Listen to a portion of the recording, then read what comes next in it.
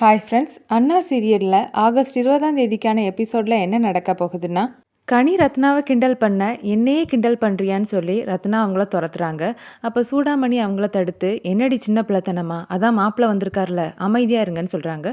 உங்ககிட்ட மன்னிப்பு கேட்கறதுக்கான வாய்ப்பு கூட ரத்னா எனக்கு தரல, என்னை மன்னிச்சிருங்க அத்தன் வெங்கடேஷ் சொல்ல, ஐயோ தம்பி, நீங்கள் எதுக்காக மன்னிப்பு கேட்குறீங்கன்னு சூடாமணி சொல்லும்போது, எங்கள் மாமா அன்னைக்கு பேசும்போது நான் தான் அவரை தடுத்துருக்கணும், ஆனால் அம்மா கண் கலங்கினதை பார்த்து நான் குழப்பமாக நின்றுட்டேன், என்னை மன்னிச்சிருங்கன்னு சொல்ல, அது அவராக பேசல தம்பி, அந்த சவுந்தரபாண்டி சொல்லி கொடுத்து பேசினது, இது புரியாமல் எங்கள் வீட்டு பிள்ளை தான் உங்ககிட்ட தப்பாக பேசிட்டா, அவளை மன்னிச்சிருங்கன்னு சொல்கிறாங்க. இல்லை அத்தை, படிப்பு எனக்கு சொல்லி கொடுத்தது, தப்பு செஞ்சால் உடனே மன்னிப்பு கேட்கணும், என்னை மன்னிச்சிருங்கன்னு சொல்லி கையெடுத்து கும்பிடுறாரு. அதை பார்த்த வைகுண்டம், ஐயோ மாப்பிள்ளை, எதுக்காக எங்களை பார்த்து கையெடுத்து கும்பிட்றீங்க, அதெல்லாம் தேவையில்லை, அதான் இப்போ நீங்களும் ரத்னாவும் சமாதானம் ஆயிட்டீங்களே, குறித்த தேதியிலே கல்யாணத்தை வச்சுக்கலாமா, நாங்கள் உங்கள் வீட்டில் வந்து பேசணுமான்னு கேட்க, அதெல்லாம் வேண்டாமாம்மா, எங்கள் அம்மா ரெடியாக தான் இருக்காங்க, அதனால் அத்தை சொன்ன தேதியிலேயே நம்ம கல்யாணத்தை வச்சுக்கலான்னு வெங்கடேஷ் சொல்கிறாரு. அதை கேட்டு குடும்பமே சந்தோஷப்படுறாங்க. சண்முகம், பரணி, உடங்குடி 3 பேருமே வீட்டுக்கு வராங்க. கனி தண்ணி எடுத்துட்டு வான்னு சொல்ல, அண்ணன் நீ கொஞ்ச நேரத்துக்கு முன்னாடி வந்திருக்க கூடாதா, இங்கே ஒரு அதிசயமே நடந்ததுன்னு சொல்ல, என்னெல்லாம் ஆச்சுதுன்னு சண்முகம் கேட்குறாரு. இப்போ தான் மாப்பிள்ளை வந்துட்டு போனார்னு சூடாமணி சொல்கிறாங்க. இவ எப்படி அத்தை உள்ள விட்டா, அதான் அன்னைக்கு விரட்டாத குறையா விரட்டி விட்டாளேன்னு பரணி சொல்றாங்க. ஏதோ ஒரு புண்ணியவானால இவங்க 2 பேரும் ஒன்று சேர்ந்துட்டாங்க, அந்த புண்ணியவானுக்கு ரொம்ப நன்றின்னு வைகுண்டம் சொல்றாரு. உன்னை கொல்ல போறேன்னு சண்முகம் ஆக்ஷன்லேயே காட்டுறாரு. காலையில தான் என் தங்கச்சியுடைய வாழ்க்கை நல்லா இருக்கணும், அவ அந்த கல்யாணத்துக்கு சம்மதிக்கணும்னு சொல்லி நான் முருகன் கிட்ட வேண்டினேன், இங்க பாரு சாயந்தரத்துக்குள்ளால அவர் எப்படி மனசை மாத்திட்டாரு பாருன்னு சண்முகம் சொல்ல, அதை கேட்டு பரணியும் சூடாமணியுமே சிரிச்சுக்கிறாங்க. அப்புறமா எப்படி நீங்கள் ஒன்று சேர்ந்தீங்கன்னு கேட்க ரத்னா நடந்த கதையை சொல்கிறாங்க. நான் பஸ்ஸுக்காக காத்துட்டு இருந்தேன், அப்போ வெங்கடேஷ் வந்து நீ வா நான் வீட்டில் விட்டுடுறேன், பஸ்ஸெல்லாம் வராதுன்னு சொன்னார். நான் அவர்கிட்ட சண்டை போட்டுட்டு இருக்கும்போது அந்த பக்கமாக வந்த 2 ஆட்டோக்காரனுங்க இவரை வந்து அடிக்க வந்துட்டானுங்க, கொள்ளையில் போகிறவனுங்கன்னு சொல்ல, அதை கேட்டு சண்முகம் உடங்குடியும் ஒருத்தருக்கு ஒருத்தர் பார்த்துக்கிறாங்க. உனக்கு சப்போர்ட்டாக வந்திருப்பாங்கடின்னு பரணி சொல்ல, சப்போர்ட்டாக வந்தாங்களா, கொஞ்சம் விட்டுருந்தா அவரை கொன்னே போட்டிருப்பானுங்க, அவனோட கையில் பாம்பு கொத்தன்னு சொல்ல, இப்போ எதுக்காகலே நீ இவ்வளோ தூரம் கோவப்படுற, அவனுங்க அடிச்சிருந்தாலும் கூட அவருக்கு வலிக்காதது மாதிரி தான் அடிச்சிருப்பானுங்கன்னு சண்முகம் சொல்ல, ஆமாம் அதுலேயும் அந்த சோப்பு சட்டை போட்டிருந்தவன் கண்டிப்பாக மெதுவாக தான் அடிச்சிருப்பான்னு உடங்குடி சொல்லும்போது ரத்னா உடங்குடியே பார்க்குறாங்க. ஆமாம் இதெல்லாம் எப்படி உங்களுக்கு தெரியும்னு ரத்னா கேட்க, என்னை மன்னிச்சிரு சண்முகம்னு உடங்குடி சொல்கிறாரு. துரோகின்னு சண்முகம் சொல்ல, அப்போ நீங்கள் 2 பேரும் தான் அந்த ஆட்டோக்காரங்களா வந்தீங்களான்னு ரத்னா கேட்க, நாங்கள் 2 பேர் மட்டும் இல்லை 3 பேர் உண்டு, இந்த டாக்டர் அம்மா தான் அந்த பிளானை போட்டு கொடுத்ததுன்னு சண்முகம் சொல்கிறாரு. எட்டி இதில் நீயும் இருக்கியான்னு சொல்லி ஒரு கம்பு எடுத்துகிட்டு வராங்க. இந்த அடிக்கிற வேலையெல்லாம் உன் ஸ்கூலோட வச்சுக்கோ, உன் மனசில் ஆசை இல்லாமையா அவர் கூட நீ பைக்கில் வந்தன்னு பரணி கேட்க, ரத்னா அமைதியாக நிற்கிறாங்க. போதுண்டி நடித்தது எங்களுக்கு எல்லாம் தெரியும்னு பரணி சொல்ல, என்னம்மா ரத்னா கல்யாணத்துக்கு சம்மதிச்சிட்டா, இப்போ உங்களோட 60ஆம் கல்யாணத்தை பற்றி நம்ம பேசுவோமான்னு சண்முகம் கேட்க, எதுக்கு சண்முகம்னு சூடாமணி சொல்கிறாங்க. இல்லைம்மா கண்டிப்பாக அந்த கல்யாணம் நடக்கணும்னு எல்லாருமே சொல்கிறாங்க.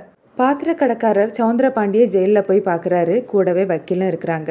சம்மந்தி நீங்கள் சொன்னது மாதிரியே வக்கீலை கூட்டிகிட்டு வந்துட்டேன்னு சொல்கிறாரு. சார் உங்கள் கேஸ் ஃபைலை நான் ஸ்டடி பண்ணிட்டேன்னு வக்கீல் சொல்ல, இப்போ எனக்கு அதெல்லாம் தேவை கிடையாது, நான் நினச்சி கூட பார்க்காதது எல்லாமே நடந்து போச்சுது, இப்போ எல்லா கண்ட்ரோலும் அந்த வெறுப்பையன் கைக்கு போயிடுச்சுது, நீ என்ன பண்ணுவியோ எனக்கு தெரியாது, நான் உடனே வெளியில் வந்து ஆகணும், பெயிலுக்கு அப்ளை பண்ணுன்னு சொல்கிறாரு. சார் நான் ஏற்கனவே பெயிலுக்கு அப்ளை பண்ணியிருக்கேன் ஆனான்னு சொல்லி வக்கீல் இருக்கிறாரு. என்ன சாட்சி இல்லைனா எனக்கு ஈஸியாக பெயில் வாங்கி தந்துடுவியான்னு கேட்க, ஆமாம் சார் சாட்சி இல்லைனா இந்த கேஸை ஈஸியாக முடிச்சிடலான்னு சொல்கிறாரு.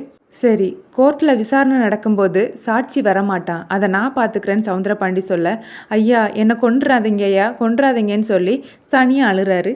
நீ என் விசுவாசியில் உன்னை ஒன்றும் செய்ய மாட்டேன், இங்கே பாரு வக்கீல் பெயிலுக்கான வேலையை நீ பாரு, இவன் கோர்ட்டுக்கு வராமல் நான் பார்த்துப்பேன்னு சொல்கிறாரு.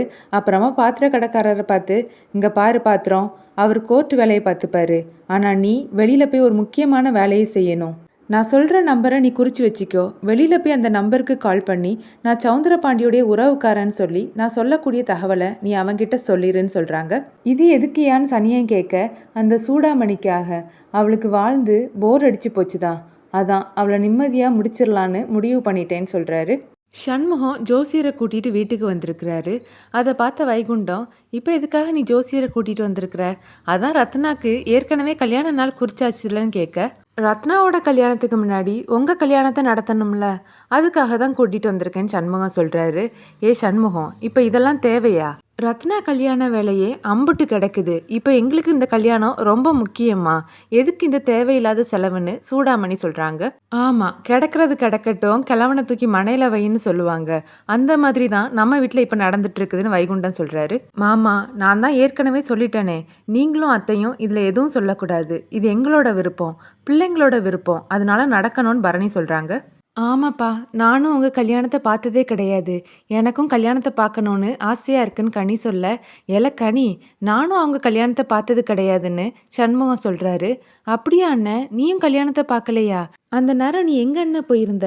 கடைக்கு எதுவும் போயிருந்தியான்னு?" கனி கேட்க, அதை கேட்டு எல்லாருமே சிரிக்கிறாங்க. "ஆமா, கடலை மிட்டாய் வாங்க போயிருந்தான்னு" வைகுண்டம் கிண்டல் பண்றாரு. சண்முகம் ஜோசியர்கிட்ட, "இங்க பாருங்க ஜோசியரே, அப்பாக்கும் அம்மாக்கும் ஜாதகம் கிடையாது. அதனால நல்ல நாளா நீங்களே குறிச்சு தந்துருங்க. முக்கியமா ரத்னாவோட கல்யாணத்துக்கு முன்னாடி இருக்கணும்னு சொல்ல, அதுக்கு என்ன பேஷா குறிச்சு தந்துடுறேன்னு ஜோசியரும் நாள் குறிக்கிறாரு. அப்புறமா பாத்திர கடைக்காரரை பார்க்கறதுக்காக கேரளால இருந்து அந்த திருடனுடைய பையன் அங்கே வராரு. "சார், நீங்க தானே சவுந்தரபாண்டியுடைய உறவுக்காரன்னு சொல்லி ஃபோன் பண்ணீங்கன்னு?" கேட்க, "ஆமா, இருன்னு" சொல்லி சவுந்தரபாண்டிக்கு கால் பண்றாரு. ஒரு கான்ஸ்டபிள் கிட்ட இருந்து ஃபோனை வாங்கி சவுந்தரபாண்டி பேசுறாரு. "சம்மந்தி, அந்த ஆள் வந்துட்டான், ஃபோனை கொடுக்கவான்னு?" கேட்க, "ஆமல, அவன் கையில் கொடு, நான் உன்கிட்ட என்ன பேசுறதுக்குன்னு" சவுந்தரபாண்டி சொல்ல, பாத்திர கடைக்காரரும் ஃபோனை அந்த திருடனுடைய பையன்கிட்ட கொடுக்குறாரு.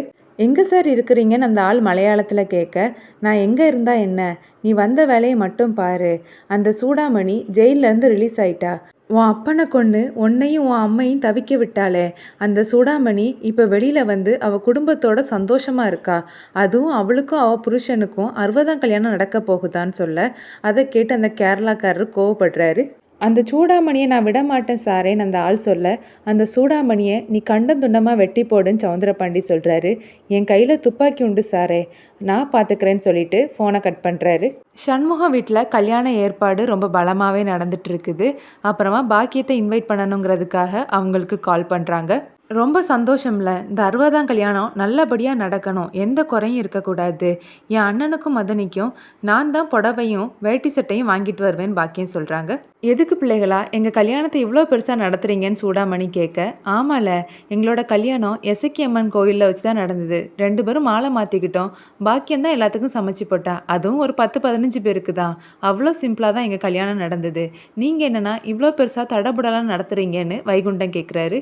"அப்போ உங்களுக்குன்னு யாரும் இல்லை, ஆனால் நாங்கள் இப்போ 5 பேர் இருக்கிறோம், இப்படி தான் நடத்துவோன்னு" வீரா சொல்கிறாங்க. முத்துப்பாண்டி கோவிலுக்கு வந்திருக்கிறாரு. சாமியை பார்த்து, "கடைசியாக நான் உன்னை எப்போ கும்பிட்டேன்னு கூட எனக்கு ஞாபகம் இல்லை. அம்மாவுக்கு உடம்பு சரியில்லாத நேரம் நான் உன்னை நினச்சிருக்கேன். ஆனால் இப்போ என் அப்பா ஜெயிலில் இருக்கிறாரு. நான் தான் அவரை அடைச்சி வச்சிருக்கிறேன். என் அப்பானா எனக்கு உசுரு. அவர் அந்த நிலமையில பார்க்க என்னால் முடியலை சாமி. அவர் தப்பு பண்ணக்கூடியவர் தான். அதுக்காக நீ அவரை தண்டிச்சிடாத சாமி. எதுவாக இருந்தாலும் அதை எனக்கே கூடன்னு சொல்லி பேசிக்கிட்டு இருக்காரு. அதே கோவிலுக்கு சண்முகம், வீரா, கனி 3 பேருமே வந்திருக்காங்க. இப்போ எதுக்காக நம்ம கோவிலுக்கு வந்திருக்கோன்னு கனி கேட்க, "நம்ம வீட்டில் ஒரு நல்ல காரியம் நடக்க போகுதுல்ல, அதான் கோவிலில் வந்து அர்ச்சனை பண்ணிட்டு போகலான்னு வந்திருக்கோன்னு" சண்முகம் சொல்கிறாரு. முத்துப்பாண்டி காதில் ப்ளூடூத் மாட்டிக்கிட்டு ஃபோனில் பேசுகிறாரு.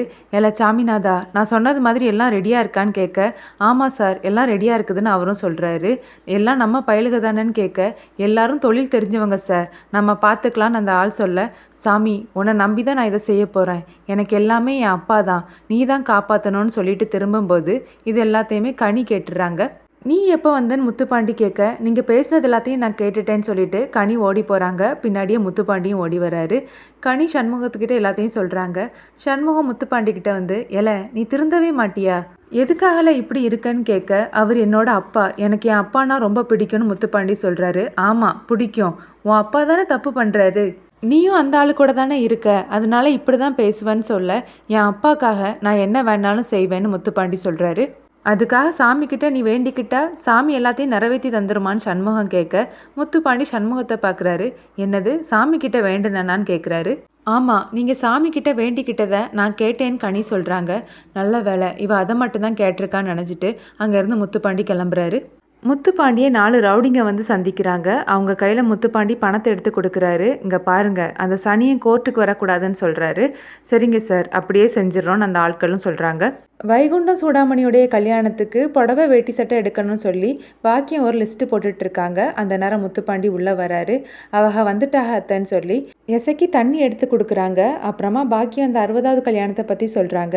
நீ தான் உன் அப்பா இடத்துல இனி இருந்து எல்லா செய்முறையும் செய்யணும். நம்ம குடும்பத்து சார்பாக நீ தான் முன்ன நின்று நடத்தணும்னு சொல்ல, மா எனக்கு ஸ்டேஷனில் நிறைய வேலை கிடக்குது, நீங்களே போயிட்டு வாங்கன்னு முத்துப்பாண்டி சொல்ல எசைக்கு கண் கலங்குறாங்க. இதோட எபிசோட் முடியுது.